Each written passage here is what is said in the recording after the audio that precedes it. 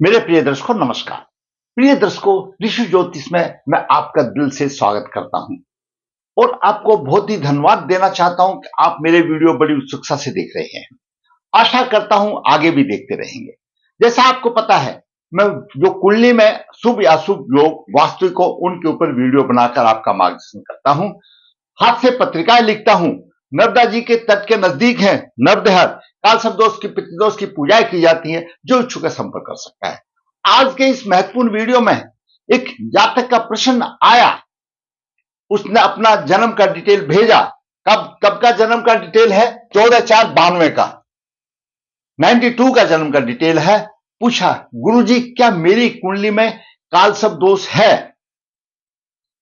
दर्शकों, हमने उस कुंडली का अध्ययन किया और जो अध्ययन में पाया हम उसका मार्गदर्शन करने के लिए आपके साथ विचार विमर्श करते हैं। दर्शकों, कालसर्प दोष क्या है? कालसर्प दोष साधारण तौर पर एक बिंदु है 180 डिग्री पर, दोनों बिल्कुल सामने छाया ग्रह हैं माना गया है। साधारण तौर पर ये कहते हैं अगर राहु केतु कहीं पर भी हो, एक दूसरे के सामने होंगे और समस्त ग्रह उसकी परिधि में आ जाते हैं तो कालसर्प योग बनता है। यानी राहु से इधर सब आगे या इधर आगे या केतु से आगे, मतलब उसकी परिधि में अंदर आ जाए। और एक ग्रह कोई बाहर हो जाता तो आंशिक भी बोल देते हैं, लेकिन उसमें यह भी कहा गया है आंशिक सिर्फ कहने वाली बात है, उसको प्रभाव कालसर्प दोष जैसा ही मिलता है। ये वचन है हमारे ज्योतिष के विद्वानों का।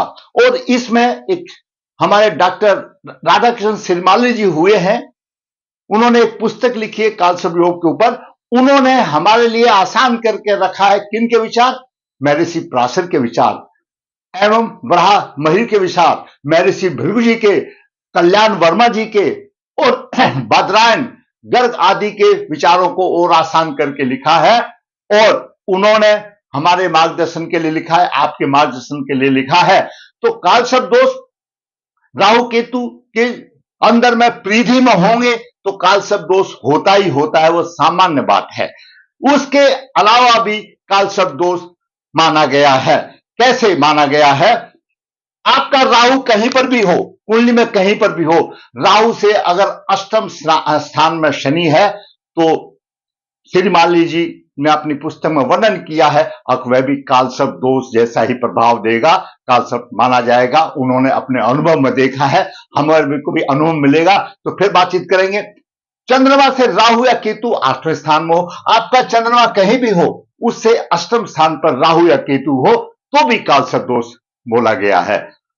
छठा, 8वें और 12वें भाव में राहु हो, सिर्फ राहु हो तो कालसर्प माना गया है। हाँ, ये तो है अष्टम भाव में राहु और द्वादश भाव में राहु प्रबल पित्तदोष देता है। कालसर्प दोष भी एक किस्म से पित्तदोष ही है, तो उन्होंने छठे भाव को भी अड़ा है। दूसरा, राहु केतु केंद्र में त्रिकोण में होने से भी कालसर्प होगा। ये केंद्र है, ये त्रिकोण भी है, कालसर्प दोष होगा। साधारण तौर पर केंद्र में लगा लीजिए, हमने इसको अनुभव में पाया है कि केंद्र में जब राहु केतु है तो कालसर्प दोष का पूरा प्रभाव मिलता है। उसके साथ साथ एक दो और बिंदु हैं। आपका चंद्रमा अगर रोहिणी नक्षत्र में है या मृगशिरा नक्षत्र में है तो इन नक्षत्रों की योनि सर्प है। आपकी ग्रहों की स्थिति किसी भी प्रकार की हो, अगर आपका जन्म नक्षत्र रोहिणी है, जन्म नक्षत्र मृगशिरा है तो उसकी सर्प योनि हो जाती है, कालसर्प योग माना जाता है। ऐसे कोई भी कालसर्प योग हो जो मैंने बताया एडिशनल या पूर्ण रूप से संपूर्ण हो या प्रकाशित हो, कुछ भी हो, अलग अलग है, उनका प्रभाव भी अलग अलग है।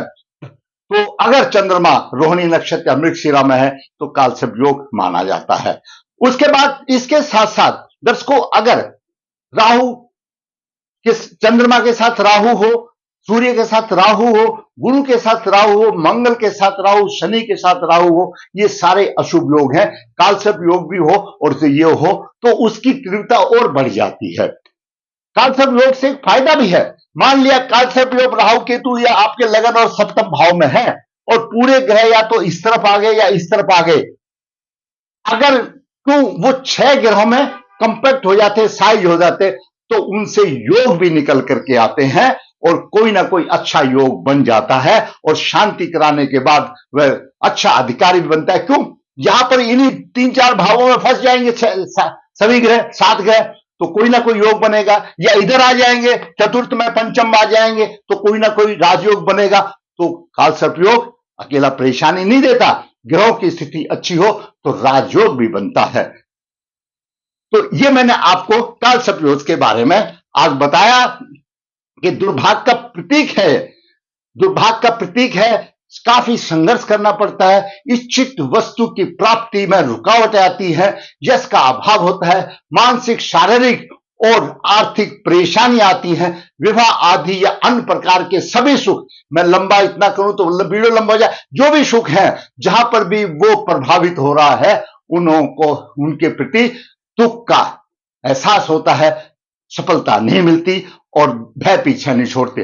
अभी जो हम बात करने जा रहे हैं, जिस जातक का जन्म है उसके लगन में राहु है, सप्तम में केतु है, बात करेंगे उसकी अभी कुंडली में उसका क्या बन रहा है। दर्शकों, क्या मेरी कुंडली में काल सर्प योग है, क्या प्रभाव देगा?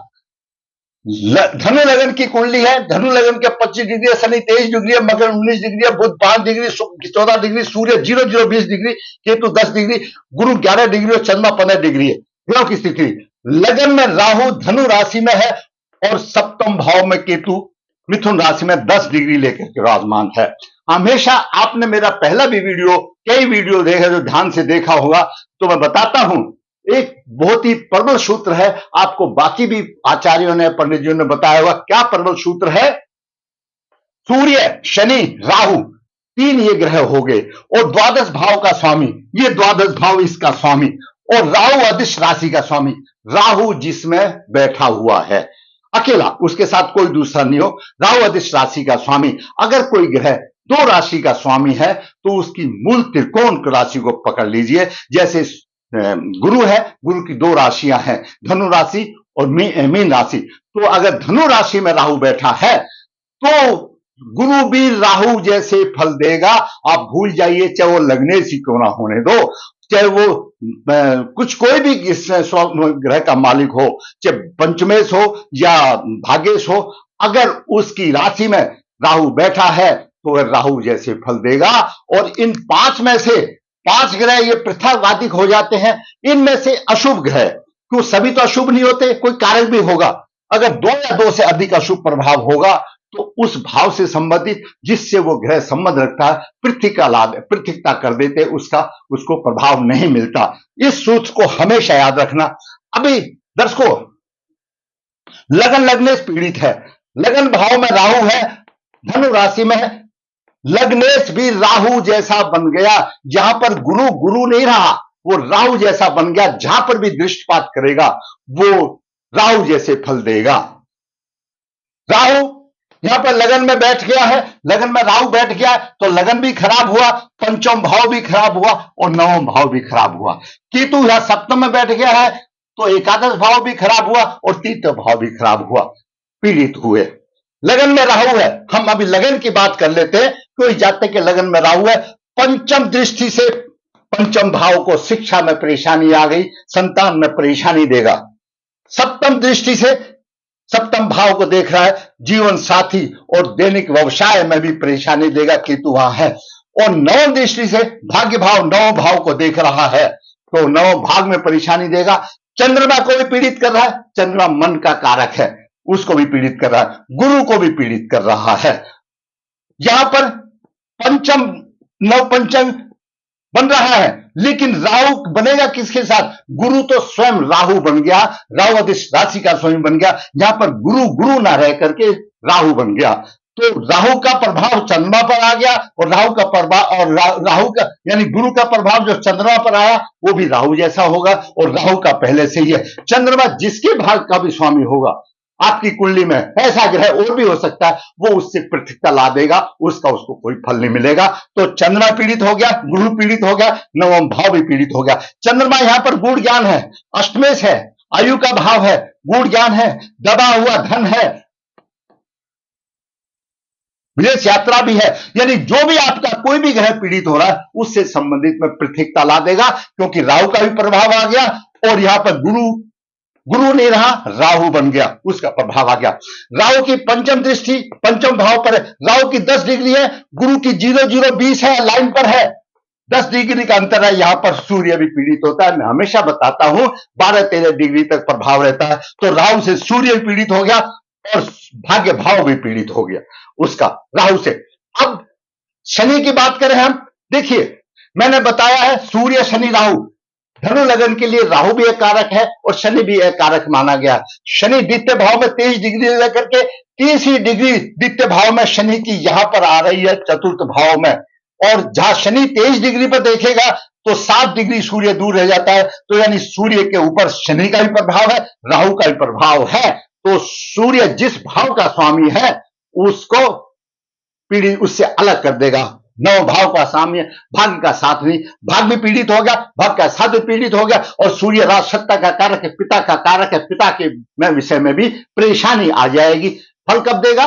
जब राहु केतु की दशा खराब आएगी तब देगा। तो यहां पर ये पीड़ित होगा। अब केतु से, जब मैंने यहां बताया केतु से तृतीय भाव में पीड़ित होगा, दसम भाव में भी होगा। केतु यहां पर है, मंगल को पीड़ित कर रहा है और मंगल पंचमेश है, मंगल पंचमेश है। पंचम भाव राहु ने पीट दिया, पंचमेश को मंगल ने पीट दिया। 9 भाव राहु ने पीट दिया और शनि और राहु ने 9 भाव के स्वामी को पीट दिया। समस्या आ गई, 9 भाव पीड़ित हो गया, गुरु भी पीड़ित हो गया, 9 भाव का स्वामी पीड़ित हो गया। ऐसे बालक अगर अंतरजातीय विवाह का भी योग बनता है और ऐसा विवाह हो भी गया या वैसे भी विवाह के बाद सप्तमेश और लग्नेश, सप्तमेश बुध चतुर्थ भाव में है और लग्नेश 9 भाव में एक दूसरे से छठाष्टक योग है, तो तलाक भी निश्चित है। दर्शकों, लगन लग्नेश पीड़ित हो गए, लगन भी पीड़ित हो गया और लग्नेश भी पीड़ित हो गया। पंचम भाव पंचमेश भी पीड़ित हो गए राहु केतु द्वारा, और नवमेश भी पीड़ित हो गया, 9 भाव नवमेश भी पीड़ित हो गया। और यह कालसर्प कौन सा बन गया? अनंत नामक कालसर्प योग बन गया। अनंत कालसर्प योग संघर्ष में जीवन, वैवाहिक जीवन कष्ट में होगा और अपने परिवार को छोड़ देगा, उनसे हानि होगी, मुसीबतें आएगी, मान सम्मान में परेशानी आएगी, हमेशा भय लगा रहेगा। तो उसका यह प्रभाव होगा।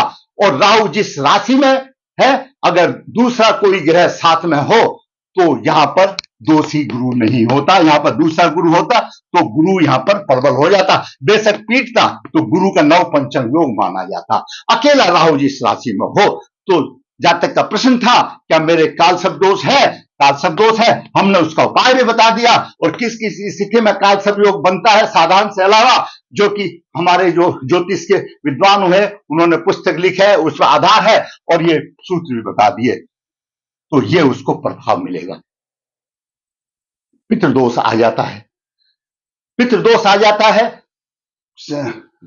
कालसर्प अपने आप में पितृदोष है, कालसर्प दोष की शांति कराए। और जो ग्रह पीड़ित हो रहा है, चंद्रमा राहु से, गुरु राहु से और सूर्य राहु से, इनकी शांति कराए, आपकी राह आसान होगी।